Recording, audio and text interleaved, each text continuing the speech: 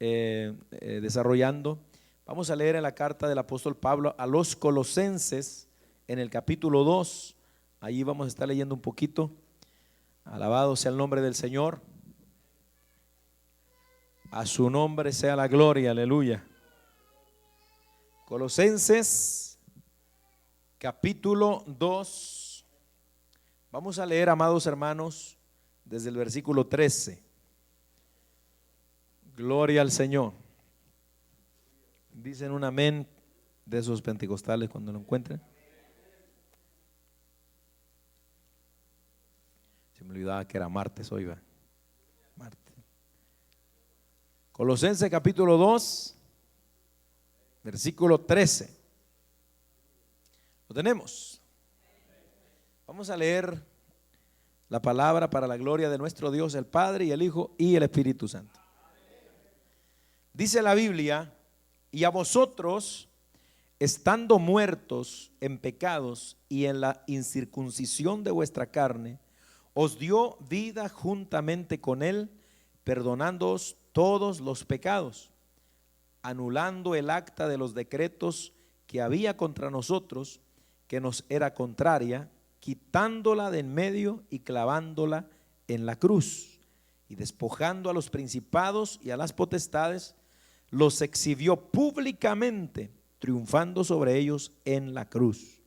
Por tanto, nadie os juzgue en comida o en bebida, o en cuanto a días de fiesta, luna nueva o días de reposo, todo lo cual es sombra de lo que ha de venir, pero el cuerpo es de Cristo. Amén. Hasta ahí, hermano. Padre, te damos gracias en esta tarde. Gracias, Señor, porque podemos estar aquí en tu casa. Señor, en tus manos colocamos, Señor mío, el estudio de tu palabra para que tú nos dirijas, que tú nos ilumines, Dios mío, y podamos aprender, Señor, de esta palabra, del estudio que estamos tratando, Señor. Todo te lo pedimos en el nombre de Jesús, y a ti te damos gloria y honra, porque solo a ti pertenece. Gracias, Señor. Amén y amén. A su nombre. Gloria al Señor. Tome su asiento, hermano. Tome su asiento. Entonces vamos a continuar con estos estudios que estamos desarrollando, que son parte de la serie de estudios que estamos tratando acerca de lo que son las doctrinas de demonios, de las cuales habla la Biblia, ¿verdad? Le hemos titulado a nuestra serie de estudios La Cátedra del Diablo, ¿verdad? Para que usted lo tenga presente. Y amén, a manera de recordatorio, le hemos titulado así. Yo creo que ya de tanto que lo he repetido, usted ya se ha de acordar, ¿verdad? Le hemos titulado La Cátedra del Diablo por causa de que es mediante la enseñanza, ¿verdad? Falsa, mediante las religiones, que el diablo, Satanás, ha logrado, hermano, engañar prácticamente a casi toda la humanidad, porque toda la humanidad hasta cierto punto, hermano, se puede decir que es religiosa. Hay gente que dice yo no soy religioso, yo soy ateo. Pero una persona que se considera atea, el ateísmo es la religión de él. O sea, es porque religión significa estar ligado, de ahí viene la palabra religión, ¿verdad? De un término, amén, religar, ¿verdad? O sea, la persona, amén, está ligada a algo. Entonces una persona que dice yo no soy religioso porque no creo en Dios, soy ateo, bueno, el ateísmo es una religión para él. O sea, es al final de cuentas religioso. Está atado. El Dios de él a lo mejor no es Cristo, no es Buda, no es Hare Krishna, ni todos esos. El Dios de él es él mismo. Amén. Entonces, y Satanás de esta manera ha logrado, hermano, engañar, ¿verdad? Engañar prácticamente al mundo entero. Ya hemos visto cómo a través de estas doctrinas, que 1 Timoteo capítulo 4 llama doctrinas de demonios. Y por eso es que estamos nosotros tratando estos temas, ¿verdad? Porque el Señor dice claramente que en los postreros tiempos iba a haber espíritus engañadores y doctrinas de demonios. Entonces, nosotros necesitamos conocer todo esto para poder fortalecer nuestra fe, defender nuestra fe, amén, y también para ser ayuda, hermano, para los que están engañados, amén, porque hay una responsabilidad grande que nosotros tenemos de rescatar al perdido, hermano. O sea, de una persona que está en una religión, digamos, en una doctrina falsa, está tan perdido como una persona que nunca ha ido a una iglesia, hermano. Esa es la verdad, amén, de lo que nos presenta la palabra del Señor. Entonces, estamos considerando, ya esta va a ser la tercera parte de la secta de los adventistas del séptimo día, amén. Ya miramos el origen del adventismo, cómo comenzó, quiénes son sus fundadores. Ya vimos, ¿verdad?, bastantito de eso. Y estamos ahora ya de lleno en lo que son las doctrinas del adventismo. Y tocamos el martes pasado, que casi se nos fue el estudio todo ahí, en lo que fue la doctrina principal del adventismo del séptimo día, que es la doctrina del santuario celestial. Es decir, que en 1844, amén, Jesucristo entró por primera vez al santuario en el cielo, y que desde 1844 hasta ahorita, el año 2019, Jesucristo se encuentra borrando los pecados, amén. Y por supuesto refutamos con la Biblia toda esa enseñanza, amén, porque esa enseñanza se le conoce comúnmente como la expiación incompleta. O sea, en la cruz Cristo no pudo hacer el trabajo completo. O sea que las palabras que dijo Cristo, ¿se acuerdan lo que dijo el Señor antes de que se le saliera el Espíritu? ¿Algunos se acuerdan? Dijo unas palabras que con eso se vienen abajo estas doctrinas, hermano. Consumado es. ¿Qué significa consumado es? He acabado, he terminado la obra que vine a hacer. Entonces, prácticamente con esas doctrinas están poniéndose en contra de lo que es la doctrina bíblica. Después vimos lo que fue el sueño del alma, ¿se recuerdan? Amén, de cómo enseña el adventismo que una persona, un creyente en Dios, cuando muere no va al cielo, sino que se queda dormido, en un estado de inconsciencia, de inactividad, ¿verdad? Y él va a resucitar, pero en el día que él venga el Señor, pero no puede estar en el cielo. Y bueno, eso fue lo último que vimos, amén. Pero hoy, amados hermanos, vamos a continuar con lo que es la doctrina de la aniquilación total. Esta es otra doctrina que se viene desprendiendo de estas doctrinas que ya vimos, porque como dijimos, un error siempre va a conducir a otro error. Para poder sostener una mentira hay que poner otra mentira encima. Entonces vamos a ver a continuación entonces qué es esto de la aniquilación total que enseña la iglesia adventista. Ok, la iglesia adventista enseña que los incrédulos, Satanás y los demonios en ninguna manera sufrirán el castigo eterno en el infierno, oiga bien, sino más bien serán extinguidos o aniquilados, es decir, que serán totalmente destruidos. O sea, con esta postura, la iglesia adventista, aunque ellos digan que no niegan que exista el infierno, están negando la existencia del infierno. Ahora, ellos dicen que no niegan que existe porque hablan del infierno, pero hablan no en un sentido como lo presenta la Biblia, sino que es un lugar, amados hermanos, nada más donde, amén, cuando todo se termine y se complete todo lo que el Señor va a hacer en este mundo, ese lugar, como quien dice, se clausurará y todos los que hay ahí, ¿verdad? Satanás, lo que sea, amén, los que van a estar en ese lugar se van prácticamente a desaparecer. O sea, no van a dejar de existir. Y con esto se está negando la enseñanza de la realidad de un infierno eterno del que nos habla la Biblia. Ok, voy a leerle un poquito de lo que dice la señora Elena de White, que es, ¿se acuerdan quién es Elena de White? La fundadora prácticamente de esto, de este movimiento. Amén. Ella dice en su libro que se llama El conflicto de los siglos, en la página 523, dice ella: y la declaración de la serpiente a Eva en Edén, de seguro que no moriréis. ¿Se acuerdan ustedes que la Biblia dice que Satanás por medio de la serpiente dijo estas palabras a Eva: no moriréis?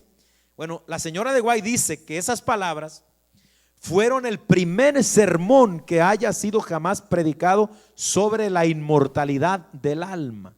Amén. Oiga eso.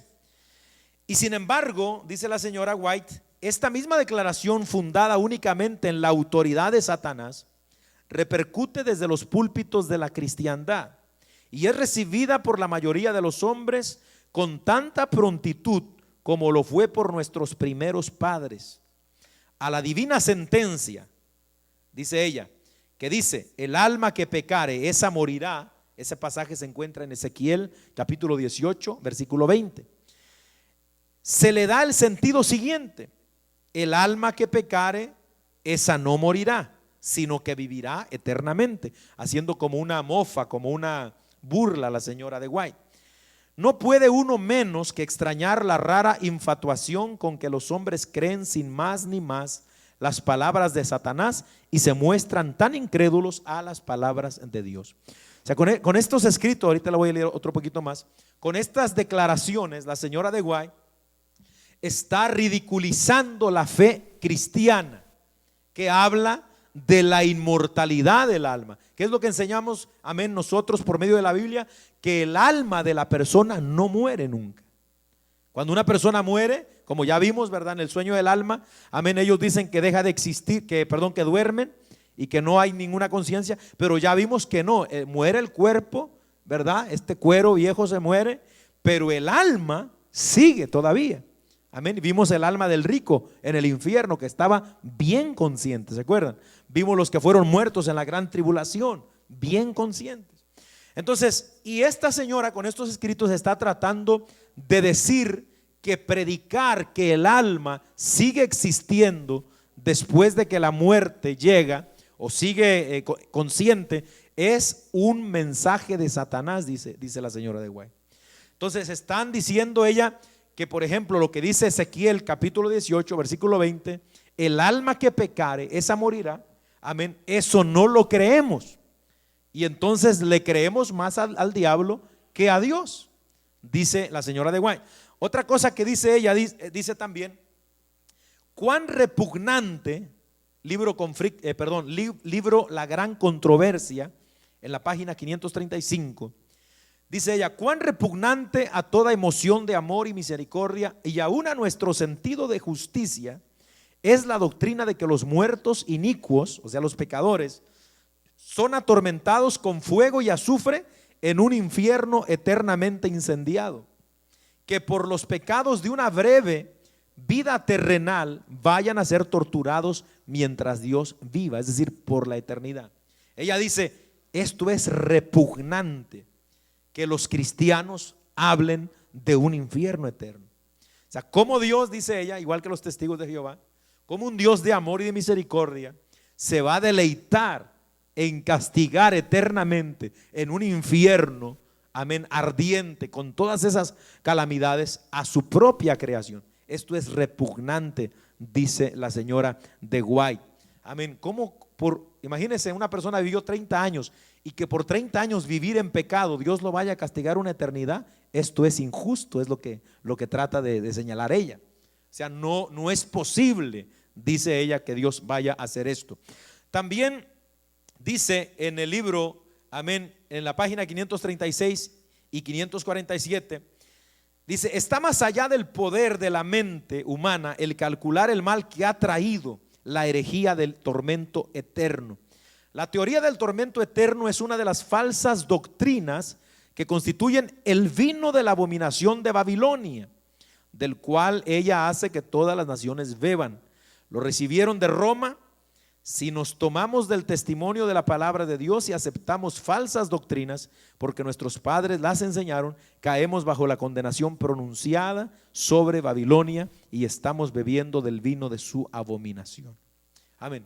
O sea, los adventistas del séptimo día tienen, hermano, a la Iglesia Católica Romana como prácticamente la originadora de todos los males. Y es verdad, ya vimos el catolicismo romano que ha hecho un daño terrible, eso es incuestionable. Pero ellos piensan que cuando se habla doctrina cristiana, se está hablando, amén, o se está uno amparando en lo que enseña la Iglesia Católica, amén, lo cual por supuesto no es una verdad, porque lamentablemente cuando se habla de cristianismo aquí en el mundo, siempre la gente voltea a ver a la Iglesia Católica, pero ya vimos, hermano, que la Iglesia Católica ni siquiera puede ser llamada cristiana, porque ¿quién es un cristiano verdadero? Un seguidor ¿de quién? Que predica ¿qué? Lo que predicó Cristo, que sigue las enseñanzas de Cristo. Y ya vimos que en la doctrina católica romana hay muchas enseñanzas que no son de Cristo, hermano. Entonces ni el catolicismo ni esta doctrina de los adventistas pueden ser consideradas cristianos. O sea, los adventistas del séptimo día y la Iglesia Católica Romana no son cristianos, hermano. No son nuestros hermanos tampoco.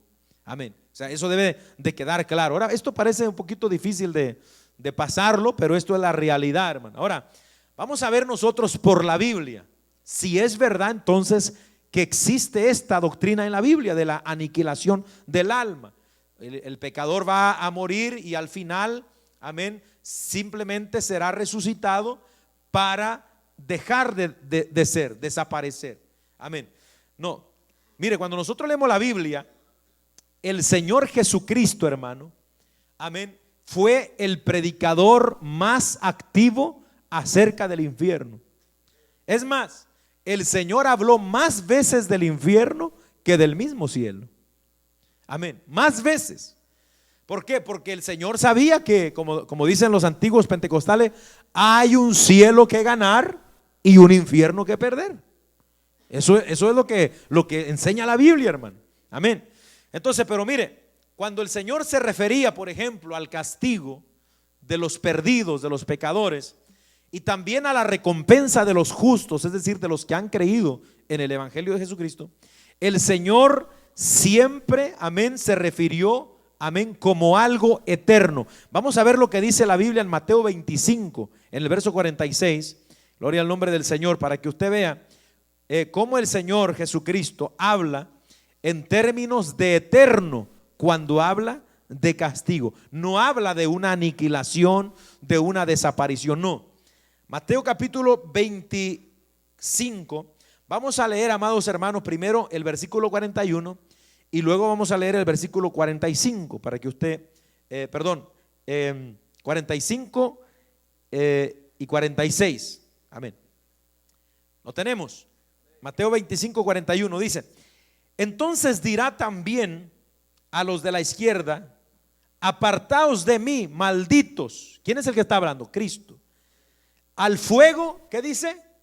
Eterno, preparado para el diablo y sus ángeles. Ahora mire lo que dice el verso 46. Entonces les responderán diciendo: de cierto os digo que en cuanto no lo hiciste a uno de estos más pequeños, tampoco a mí lo hicisteis. Verso 46: e irán estos al castigo eterno y los justos a la vida eterna. Amén. O sea, en la idea del Señor, en la mente, la palabra es clara, hermano. El castigo no es, hermano, temporal, no. El castigo es eterno. Vamos a ver versículos donde habla de los siglos, de los siglos, de los siglos. Alabado el Señor. Entonces, pero note algo interesante ahí, hermano. ¿Para quién fue creado el infierno? Para el diablo y sus ángeles. El infierno originalmente no fue creado para los seres humanos, ¿verdad? O sea que cuando alguien dice: no, pero es que Dios no puede mandar a nadie al infierno, es verdad. Dios creó al infierno para el diablo y sus ángeles. La gente se va solita porque quiere. O sea, Dios no manda a nadie al infierno. Los miles y miles de millones de almas, como el rico de Lucas 16, que ahora mismo están en el infierno, fueron ahí no porque Dios los mandó. Ellos despreciaron a Dios y fueron a parar a ese lugar. Este es el asunto, hermano. Entonces, además, el Señor nunca habló de aniquilación eterna, amén, es decir, de dejar de existir, sino de castigo eterno, como ya vimos. También, aleluya, en Apocalipsis capítulo 14, versículo 10, amén, y 11, vemos que los adoradores del anticristo serán atormentados. Vamos a Apocalipsis capítulo 14, amados hermanos, para que usted vea cómo cuando habla entonces de la condenación, en este caso de la gente que adorará al anticristo y recibirá la marca de la bestia y todo esto, mire cómo dice que van a ser atormentados. No dice serán aniquilados, no. Apocalipsis 14, versículo 10, ¿verdad? Pues comparta la Biblia por ahí si ve, hermano, que de repente, ¿verdad?, a alguno le cuesta encontrar los textos. Lo tenemos. Apocalipsis 14, versículo 10 y 11. Dice, él también beberá, perdón, desde el 9, vamos a leer desde el 9. Y el tercer ángel lo siguió diciendo a gran voz, si alguno adora a la bestia y a su imagen y recibe la marca en su frente o en su mano, él también beberá del vino de la ira de Dios, que ha sido vaciado puro en el cáliz de su ira, y será atormentado, oiga eso, con fuego y azufre delante de los santos ángeles y del Cordero. Verso 11, y el humo de su tormento, es decir, de su castigo, sube por los siglos de los siglos. Y note lo que dice, y no tienen reposo de día ni de noche los que adoran a la bestia y a su imagen, ni nadie que reciba la marca de su nombre. Ahora, yo creo que estos textos están claros para entender que aquí no se está hablando de que van a ser destruidos, amén, o que van a ser, hermano, exterminados, como que usted hizo polvo o algo y desapareció, ya no está más. No, amén. Está hablando de un castigo eterno por los siglos de los siglos. Bendito el nombre del Señor. Entonces, amén. Esto, hermano, ¿es para qué? Para la gente que, esto está hablando de la gran tribulación. ¿Cuándo es la gran tribulación? Después de que la iglesia nos vayamos con Cristo, viene la gran tribulación. Y ahí va a suceder todo eso. Entonces, pero vamos a leer otros versículos que contradicen totalmente la doctrina adventista de la aniquilación. Dice Apocalipsis capítulo 20 y versículo 10, amén, también nos hablan de eso, pero vamos a leer primero Apocalipsis capítulo 19 y 20, amén, capítulo 19, 20 del Apocalipsis. A su nombre sea la gloria, aleluya. Esto está interesante, hermano, para que nosotros podamos, ¿verdad?, aprender en esta noche y podamos, amén, ayudar a esta gente también que está engañada. Apocalipsis capítulo 19, verso 20. Mire lo que dice la Biblia, ya al final de la gran tribulación. Y la bestia fue apresada, y con ella el falso profeta que había hecho delante de ella las señales con las cuales había engañado a los que recibieron la marca de la bestia y habían adorado su imagen. Estos dos fueron lanzados vivos dentro de ¿dónde? De un lago de fuego que arde con azufre. Note, esto está diciendo de la anticristo y de lo que es el falso profeta. Fueron lanzados al lago de fuego. Ok, tenga eso en mente. Luego leemos poquito más adelante en el capítulo 20, amén, versículo 2, dice la Biblia, y prendió al dragón, la serpiente antigua, que es el diablo y Satanás, y lo ató por 1000 años. Amén. Aquí está hablando ahora del mero papá de los demonios, el diablo. Pero ahora vamos a ir hasta el versículo 7, amén, y luego vamos a leer el versículo 10. Dice la Biblia, Apocalipsis 27, cuando los 1000 años se cumplan, Satanás será suelto de su prisión y saldrá a engañar a las naciones que están en los 4 ángulos de la tierra, a Gog y a Magog, a fin de reunirlos para la batalla, el número de los cuales es como la arena del mar. Y subieron sobre la anchura de la tierra y rodearon el campamento de los santos y la ciudad amada, y de Dios descendió fuego del cielo y los consumió. Note el 10. Y el diablo que los engañaba fue lanzado ¿en dónde? En el lago de fuego y azufre. Note lo que dice: ¿dónde estaba quién? La bestia y el falso profeta, y serán atormentados día y noche por los siglos de los siglos. Ahora, ¿cuánto tiempo tenía la bestia y el falso profeta en el lago de fuego? 1000 años. Acuérdense, en el Apocalipsis 19, al final de la tribulación, amén, Cristo viene y son lanzados el anticristo, amén, y el falso profeta. Acuérdense, es una trinidad satánica: el diablo, el dragón, el anticristo y el falso profeta. El anticristo va a ser un líder gobernante mundial. El falso profeta va a ser un líder religioso mundial, algo así como el Papa. Por eso que muchos piensan que es el Papa romano. Amén. Entonces, pero el dragón es el mero diablo. Pero antes, la bestia y el falso profeta, el anticristo y el falso profeta, fueron lanzados al lago de fuego. Después un ángel, en el capítulo 20, viene y ata a Satanás por 1000 años. Cuando se cumplen 1000 años, lo sueltan por un periodo de tiempo y vuelve a engañar a las naciones, y después Satanás es lanzado al lago de fuego 1000 años después de que fueron lanzados los otros dos. Ahora note que cuando Satanás es lanzado en el lago de fuego, ahí estaba la bestia, el anticristo y el falso profeta. 1000 años y no se habían consumido. Es decir, no habían desaparecido. Si fuera real la doctrina de la aniquilación, entonces no estuviera vacío el lago de fuego.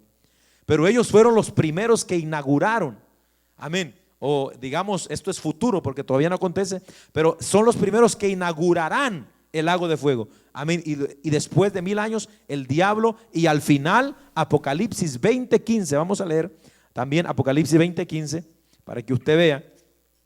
Están la trinidad satánica, van a ser los primeros, pero al final Apocalipsis capítulo 20 versículo 15 dice la Biblia, amén: y el que no se halló inscrito, ahora está hablando de todos los hombres que están siendo juzgados, en el libro de la vida, ¿qué dice? Fue lanzado al lago de fuego. Amén. Entonces, hermano, queda claro, ¿verdad?, que la doctrina adventista es una mentira. Amén. Entonces imagínense, si no existe el infierno, amén, aleluya. Ahora, nosotros los cristianos no le servimos a Dios, amén, en realidad, como decir, porque tenemos miedo al infierno. Amén. Es verdad que creemos que el infierno existe y todo, y no queremos parar ese lugar, amén, por eso tratamos de serle fieles a Dios y todo eso, pero la mayor, digamos, fe que nosotros tenemos, amén, es porque Cristo nos perdonó, nos salvó y nos ha prometido vida eterna, y nos promete escapar de la condenación. Gloria a Dios por eso. Entonces, pero si no existiera el infierno, entonces, hermano, amén, aleluya, ¿qué estamos haciendo nosotros aquí? Es decir, si la gente se va a morir y va a dejar de existir nada más porque sí, no va a haber un castigo eterno, no va a haber nada. O sea, ¿cuál es el asunto de perderse tantos placeres que nos puede dar el mundo? ¿Cuál es el asunto entonces, amén, amados hermanos, de sacrificarse tanto dentro de una religión, dentro de una iglesia, dentro, hermano, de todos estos parámetros, amén, y mandamientos que la Biblia nos manda? Si al final te mueres y nada pasa, amén. No, entonces hasta la misma lógica, hermano, va en contra de este tipo de enseñanzas. Amén, hermano.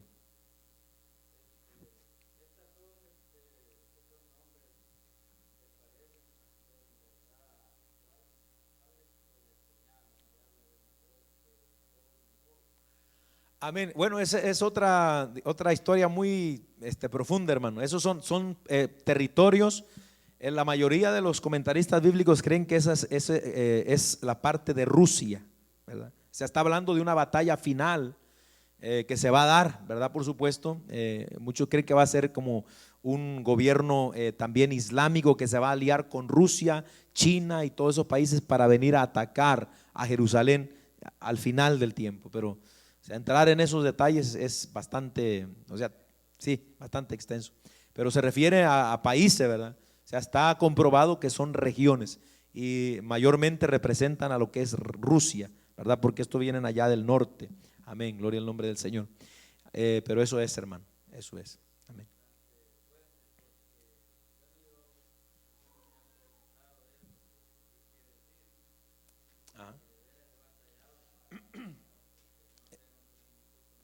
Sí.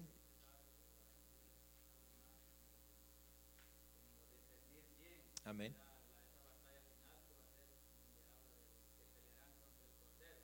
Amén.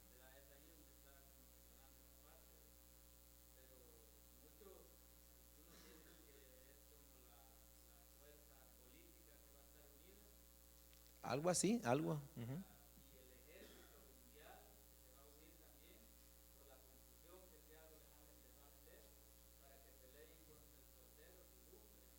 Amén.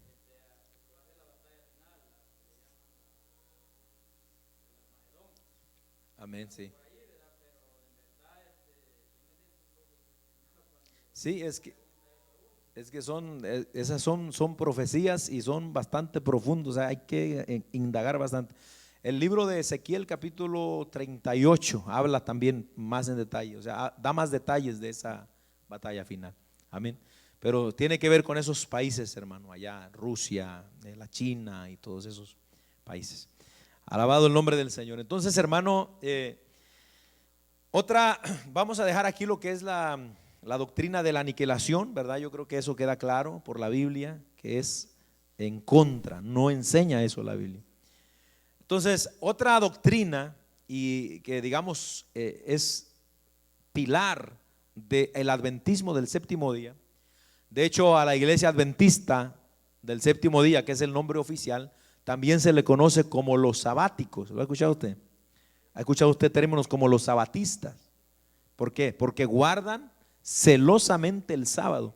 Por eso yo quise leer como base para este estudio de esta noche el libro de Colosenses, porque el apóstol Pablo está hablando acerca de lo que, ¿se acuerdan que vimos en el principio que al adventismo bien se le podría considerar como los legalistas del siglo XXI? O sea, esta gente que peleó bastante con el apóstol Pablo para que los cristianos, ¿verdad?, se circuncidaran, guardaran el día de reposo, guardaran las fiestas y cosas por el estilo. Entonces aquí en la carta a los Colosenses, Pablo deja bien claro que el acta de los decretos, que es la ley, fue abolida, fue anulada.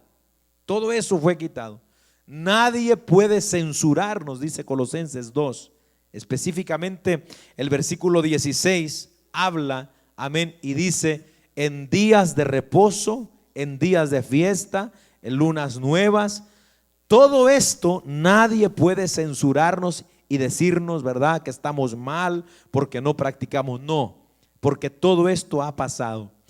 Entonces la iglesia adventista del séptimo día le da un énfasis, hermano, diría yo, idolátrico al sábado. Amén. Amén. Y bueno, vamos a ir mirándolo, ¿verdad?, conforme vayamos avanzando. Pero mire, le voy a leer lo que dice oficialmente la iglesia adventista en su sitio, ¿verdad?, en donde proclama sus creencias.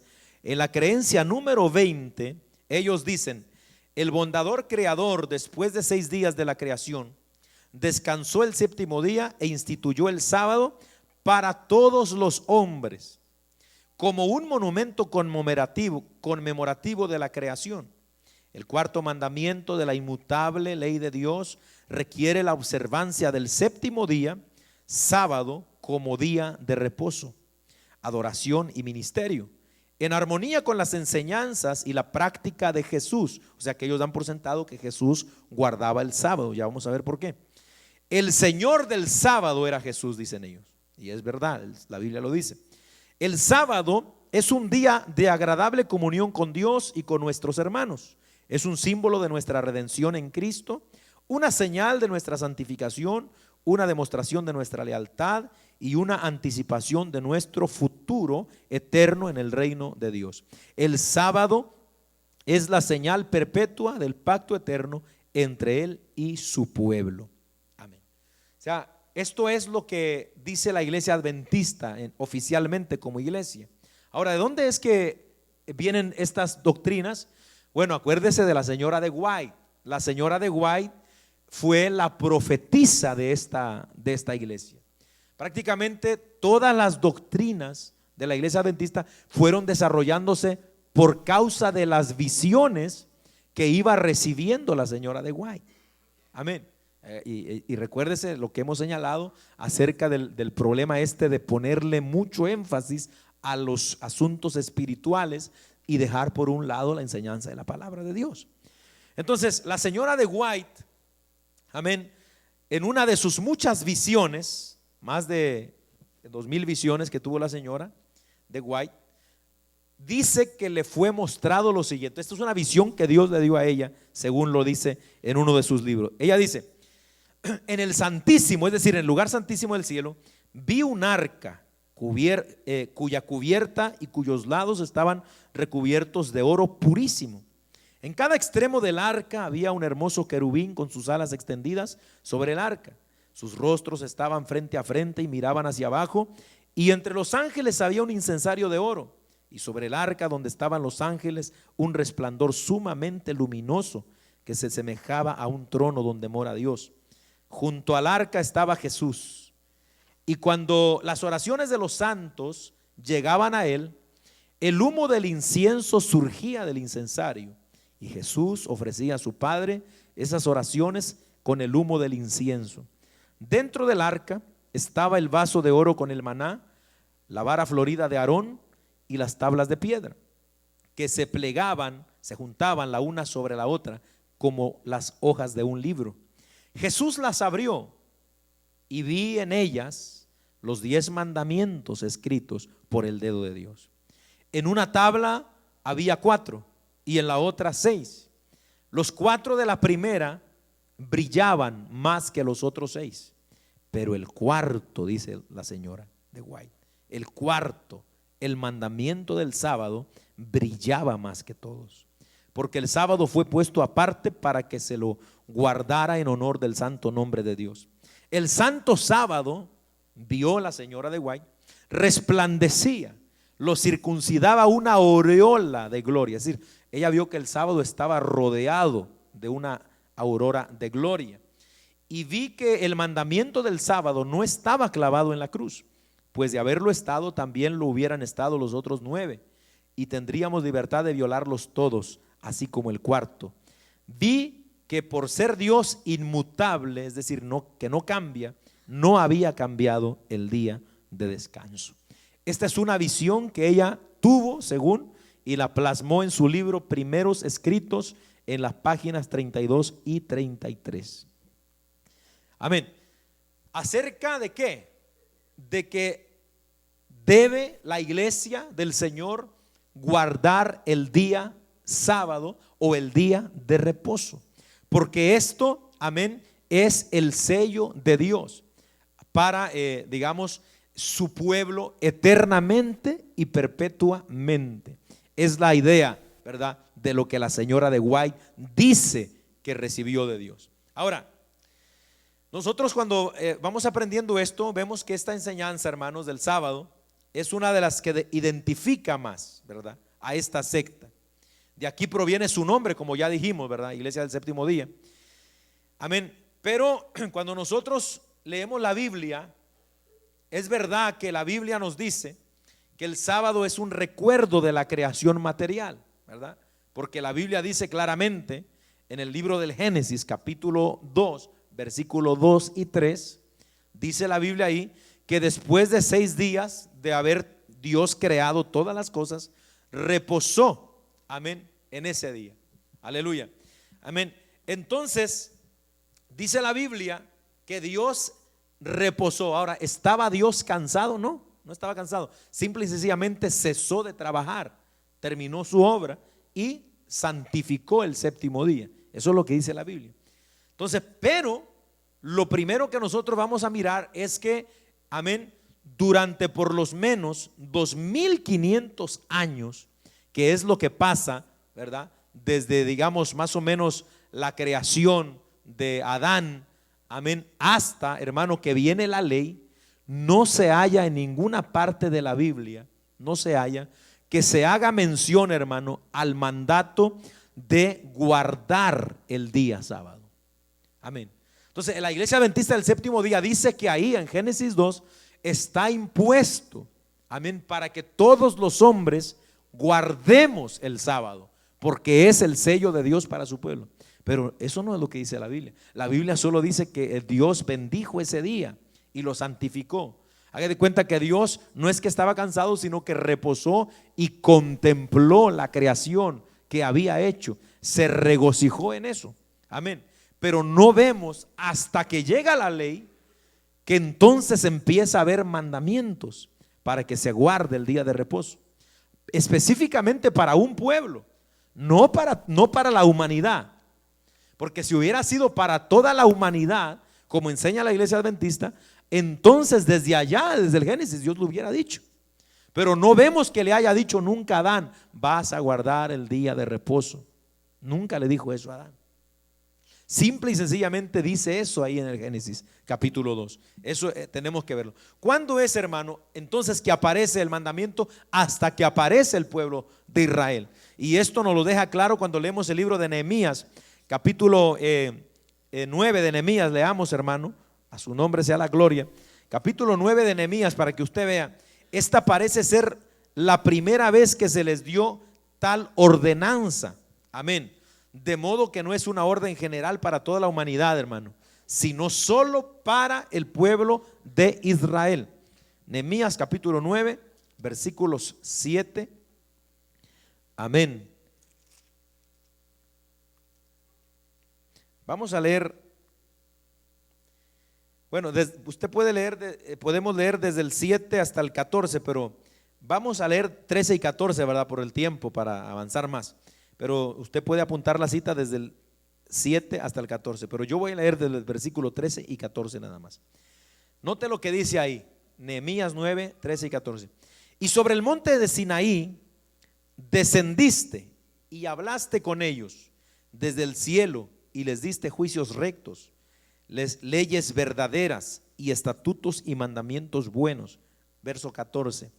Y les ordenaste el día de reposo santo para ti, y por mano de Moisés tu siervo les prescribiste mandamientos, estatutos y la ley. O sea, Nehemías se está recordando de lo que Dios hizo con el pueblo suyo. O sea, él está hablando ¿de quién? De los judíos.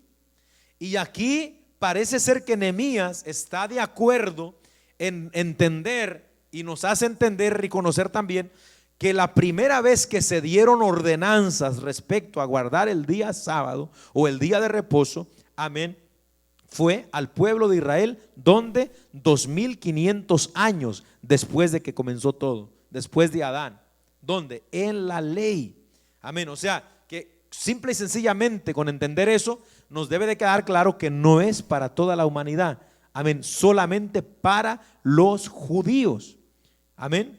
¿Cuántos judíos hay acá? ¿Y uno? Entonces no se preocupe por guardar el sábado cuando alaban al Señor. Amén. Era una señal del pacto, amén, entre Israel y Dios. Las otras naciones no tenían nada que ver. Usted puede leer Éxodo 31, versículos 12 al 17. Amén, lo apunta si quiere por ahí, ¿verdad? Pero todo lo que dice ese pasaje es que esa señal era para el pueblo de Israel. Amén. Otra cosa que nosotros vemos, amén, aleluya, es que Moisés explicó en Deuteronomio capítulo 5, versículos 12 al 15, explicó Moisés claramente que esto era un memorial ¿de qué? De la liberación de la tierra de Egipto. O sea, note, hermano, por favor, que todo está relacionado con Israel. Y por donde quiera que nosotros le busquemos en la Biblia, el guardar el sábado, el día de reposo, porque el sábado, bueno, la palabra en hebreo es Shabbat, que significa reposar, cesar de trabajar. Sábado es que porque después, ¿verdad?, se le cambió el nombre a nuestro idioma y todo eso. Entonces, pero está claro que era exclusivamente para el pueblo de Israel. Amén. Ahora, cuando vamos al Nuevo Testamento, en el libro de Hebreos, en el capítulo 4, amén, desde el versículo 3 al 11, este sí lo vamos a leer todos, hermano, para que, ¿verdad?, lo meditemos un poquito. Hebreos capítulo 4, versículos del 3 al 11, es claro y queda claro que el día de reposo, amén, era una sombra del verdadero reposo que Dios traería por medio de su Hijo Jesucristo. Amén. Vamos a leer Hebreos capítulo 4, versículos 3 al 11. ¿Lo tenemos? Oiga cómo dice la escritura. Pero los que hemos creído, ya está hablando de los que hemos creído en Cristo, entramos en el reposo de la manera que dijo: por tanto, juré en mi ira, no entrarán en mi reposo, hablando de los judíos, aunque las obras suyas estaban acabadas desde la fundación del mundo, porque en cierto lugar dijo así del séptimo día: y reposó Dios de todas sus obras en el séptimo día. Y otra vez aquí: no entrarán en mi reposo. Por lo tanto, puesto que falta que algunos entren en él, y aquellos a quienes primero se les anunció la buena nueva no entraron por causa de desobediencia, otra vez determina un día. ¿Cuándo? Hoy, diciendo después de tanto tiempo, por medio de David, como se dijo: si oyeres hoy su voz, no endurezcáis vuestros corazones. Porque si Josué les hubiera dado el reposo, no hablaría después de otro día. Por tanto, queda un reposo para el pueblo de Dios, porque el que ha entrado en su reposo también ha reposado de sus obras, como Dios de las suyas. Verso 11: procuremos pues entrar en aquel reposo, para que ninguno caiga en semejante ejemplo de desobediencia.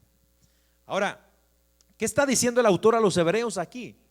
Él está hablando del reposo que tenía Israel, que era un reposo terrenal, pasajero, que no pudieron cumplir nunca, siempre fallaron.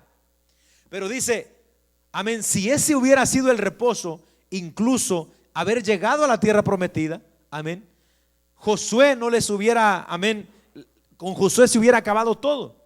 Pero no, dice, hay otro reposo y nosotros debemos procurar entrar en ese reposo. Ahora, ¿cuál era ese reposo? El reposo para Israel era un día, el sábado. El reposo, amén, a que tipificaba o apuntaba ese día de reposo era a una persona, y esa persona se llama Jesucristo. Cuando usted lee, por ejemplo, Mateo capítulo 11, versículo 28 al 30, usted va a encontrar que Jesús dice: venid a mí, los que estáis, ¿cómo? Trabajados y cargados, cansados. ¿Y qué dice él? Yo los haré descansar. ¿Qué era el día de reposo? Un día de descanso, un día de reposo, de cese de actividad, para acordarse del Creador. Eso era lo que tenía Israel. Entonces, Cristo es ese Señor del día de reposo. Él es el reposo del que estaba apuntando, hermano. O sea, la iglesia adventista está totalmente encerrado en cuanto, hermano, al legalismo. ¿Por qué? Mire, con la muerte y la resurrección de Cristo, la ley caducó. El pueblo de Israel había recibido provisionalmente hasta la venida del Mesías ese día. Pero Pablo lo afirma claramente en sus escritos, que venida la ley ya no tenemos necesidad de nada, de ninguna de esas sombras. El día de reposo, las fiestas, todo eso era un símbolo nada más de lo que había de venir después. O sea, ¿para qué necesitamos, hermano, tener un día o santificar un día como muy especial, como lo hacían los judíos? Que de hecho los adventistas del séptimo día tienen mucho problema, y han tenido mucho problema porque, hermano, van a entrar en el mismo problema que los judíos. La ley de los judíos, por ejemplo, hermano, amén, tenía tantas restricciones y surgían tantas preguntas. ¿Cómo no podemos violar el día de reposo? ¿Qué podemos hacer y qué no podemos hacer? ¿Desde cuándo hay que guardarlo? La iglesia adventista dice que comienza desde las 6 de la tarde, ¿verdad? Hasta del viernes hasta el otro día, el sábado. Amén. O sea, el día de reposo comienza a las 6 de la tarde el viernes y termina el sábado también a las 6 de la tarde. Entonces, pero han planteado muchos problemas, hermano. Porque, por ejemplo, aquí puede ser que es sábado, amén, pero en otro lugar, amén, digamos, es otro día. ¿verdad? Hay lugares donde no están el mismo día. Entonces, ¿cuál es el verdadero? Pues si aquí en los Estados Unidos estamos en un horario y allá en la otra parte del mundo están en otro, y allá es otro sábado y yo es otra hora distinta, ¿cuál de los dos está bien? O sea, y empieza a haber muchos problemas, simple y sencillamente por quererse aferrar a algo que ya pasó. Alabado el nombre del Señor. Mire, el apóstol Pablo le escribe a los Gálatas y trata de liberarlos de los engaños de los judaizantes que querían obligarlos a guardar la ley. Todo el libro insiste, cuando usted lee la carta de los Gálatas, toda la carta insiste en que la salvación no se produce por las obras de la ley. El guardar el sábado, por más estricto que sea, amén, no salva a nadie. Los adventistas pueden estar todo el día en el sábado, tienen su escuela sabática, porque la escuela dominical para ellos es del diablo. Vamos a ver ahorita eso. El día domingo es del diablo, hermano. Amén. No creo que vamos a tener oportunidad de tocar todo eso, pero ahorita, pero todo el libro insiste en que las obras de la ley no salvan a nadie. Amén. Pablo hace mención de la observancia de ciertos días como parte de la esclavitud de la ley. En Romanos capítulo 6, versículo 14 y capítulo 10, versículo 4, la Biblia dice que Cristo es el fin de la ley. O sea, cuando llegó Cristo, todo aquello pasó. No hay por qué estar atados. Hoy es sábado, hoy es día de adoración. No hay que estar atados a los ritos de la ley. ¿Qué puedo comer? ¿Qué no puedo comer? Como soy adventista, por ejemplo, quizá lo vamos a ver más adelante, el adventismo no puede comer los animales que la ley mosaica prohibía comer. Amén. Entonces, ¿pero qué dice la Biblia? Todo eso, nadie os prive en cultos, días de reposo, comida. Si a usted le gusta la carne de puerco, éntrele. Si le gustan las carnitas, déle. Cuidado con el colesterol, por supuesto, hermano. Pero no tenemos por qué estar atados a estas cosas. Esto sí se puede comer, aquello no se puede comer. No. Todo, hermano querido, en Cristo, aleluya, es resumido todo. Alabado el nombre del Señor. Amén. Pero eso lo vamos a ver con detalle cuando veamos las comidas, porque también hay bastante énfasis de la iglesia adventista respecto a la alimentación. Ok, vamos a avanzar, hermano, en los minutos que nos quedan. Vamos a ver cómo el sábado, aparte de ser nada más un día así donde es el día del Señor, dicen los sabáticos, los adventistas, que ese es el día en que se debe adorar. Ellos hablan y dicen que al hacerlo de otra manera, es decir, el domingo, amén, estamos entonces entrando en una abominación, porque ellos dicen que el sábado es el sello de Dios sobre las personas. Ahora, note, la iglesia adventista cree que el sello de Dios, del que habla el Apocalipsis, en Apocalipsis capítulo 7, versículo 1 y 2, también en Apocalipsis capítulo 9, versículo 4, se refiere, dicen ellos, al día de reposo. Cuando usted encuentra que la gente era sellada con el sello de Dios, tenían el sello de Dios en sus frentes, ellos dicen, oh, ese era el sábado, era el día de reposo. Amén. Entonces ellos dicen, amén, que cuando la palabra de Dios dice en Daniel capítulo 7, versículo 25, y también en Daniel capítulo 8 y en el versículo 12, cuando dice ahí la Biblia acerca del anticristo, y hablará palabras contra el Altísimo, y a los santos del Altísimo quebrantará. Y luego dice, y pensará en cambiar los tiempos y la ley. Ellos dicen que se refiere a que un día alguien movido por el mal cambiaría la ley de Dios y el sello de Dios, el cual es el sábado, por la marca de la bestia del que habla el Apocalipsis 13. Ahora, según ellos, la marca de la bestia del Apocalipsis 13, amén, es el día domingo. Vaya siguiéndome. El sello de Dios es el sábado en el adventismo y la marca de la bestia es el domingo. Entonces ellos interpretan las profecías de Daniel, que cuando el anticristo venga va a querer cambiar los tiempos y la ley. Entonces ellos dicen que esto, amén, es lo que ha sucedido, amén, y lo que ha hecho el diablo de cambiar la adoración a Dios del día sábado al día domingo. Por eso creen que los cristianos somos apóstatas y somos hermano del diablo y somos de la gran ramera y somos la gran Babilonia y cuánta cosa dicen acerca de nosotros que adoramos a Dios en un domingo. Ahora nosotros por supuesto no tenemos el día hermano domingo como lo tienen los adventistas, un día prácticamente para adorarlo, no. Vamos a ver esto con detalle adelante, ¿verdad? Porque si nosotros nos reunimos el domingo, la mayoría, ¿por qué es que nos reunimos el domingo? Porque no trabajamos.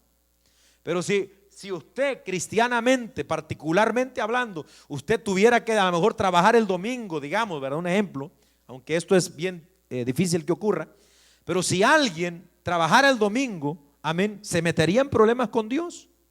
No, amén. Ahora, ¿y descansa el lunes? Bueno, el día de reposo de él es el día lunes y ahí puede adorar a Dios con toda libertad. No estamos atados. O sea, nosotros los cristianos, amén, tenemos mucha razón por creer que el domingo es el día del Señor. Vamos a ver algunas citas bíblicas si nos alcanza, pero no lo adoramos. Nosotros consideramos igual todos los días. Adoramos a Dios. Mire dónde estamos hoy, el martes, el jueves, el viernes, el domingo, los días que no tenemos culto, lunes, miércoles, todos son igual. Amén, porque todos son santos. Todos los días son para Dios. Todos los días nuestro corazón alaba a Dios. Si fuéramos, hermano, y decimos, es que el domingo es el día sagrado, santo, y lo tomáramos de esa manera, hermano, amén, entonces estaríamos en la misma condición de los adventistas. Ahora, pero ¿por qué es importante, amén, amados hermanos, y por qué la iglesia tomó la decisión de hacer el domingo, verdad? No un día para adorarlo, sino un día para recordar al Señor. Bueno, porque en el día primero de la semana, que es el domingo, ocurrieron muchas cosas en la iglesia primitiva que los llevaron a tomar ese día para celebrar sus cultos, para comer la Santa Cena, para hacer muchas cosas. El día domingo fue cuando cayó el Espíritu Santo, el primer día de la semana. Amén. Entonces son muchas cosas, hermano. Amén. Las cuales respaldan, ¿verdad? La señora de Elena de White dice al respecto de esto, ¿verdad? De que el domingo es el día de, digamos, de idolatría, del diablo, de la abominación.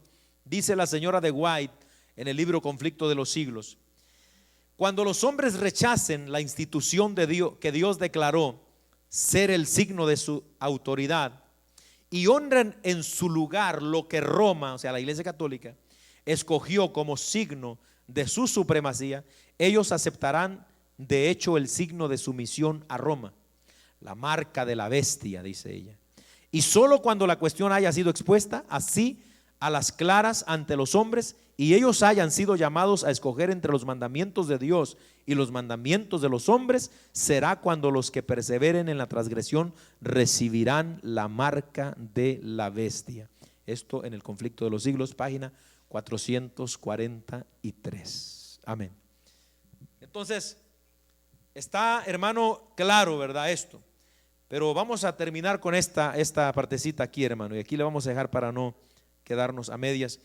La atribución de este cambio al Papa o a Constantino, porque los adventistas dicen que fue en el año 325 aproximadamente que Constantino, o cuando inició la Iglesia Católica, fueron ellos los que empezaron con la adoración en el día domingo. Entonces ellos dicen que ahí se implantó la marca de la bestia, porque se cambió la adoración del sábado al domingo. Pero, amén, nosotros cuando leemos la Biblia vemos que los cristianos empezaron a reunirse, amén, ahí. ¿Por qué? Cuando usted lee Juan capítulo 20, versículo 1 y también el versículo 19, usted ve porque ese fue el día que Jesucristo resucitó de entre los muertos. ¿Cuándo? El primer día de la semana. Aunque los cristianos no adoramos el día domingo, un estudio cuidadoso de la Biblia nos dejará claro que este fue un día en el que hubo grandes acontecimientos significativos en la iglesia del principio. Amén. Vamos a dejarle por aquí, hermano, para que el próximo martes podamos ver nosotros por qué, aunque nosotros los cristianos no adoramos al día domingo, ni lo tenemos como una imposición, amén, pero por qué es que se tomó la costumbre desde el principio de tener el domingo como un día especial de culto, de adoración. ¿Por qué? Bueno, vamos a verlo el próximo martes, hermano. Alabado sea el nombre del Señor, aleluya. A su nombre, gloria. Vamos a estar, hermano, puestos sobre nuestros pies. Bendito sea el nombre del Señor. Yo creo que nos vamos a llevar también algunos cuantos estudios con esta doctrina, ¿verdad? Vamos a darle gracias al Señor y vamos también a orar por la ofrenda, hermano. Gloria al Señor, aleluya. Padre, te damos gracias, Dios mío. Gracias en esta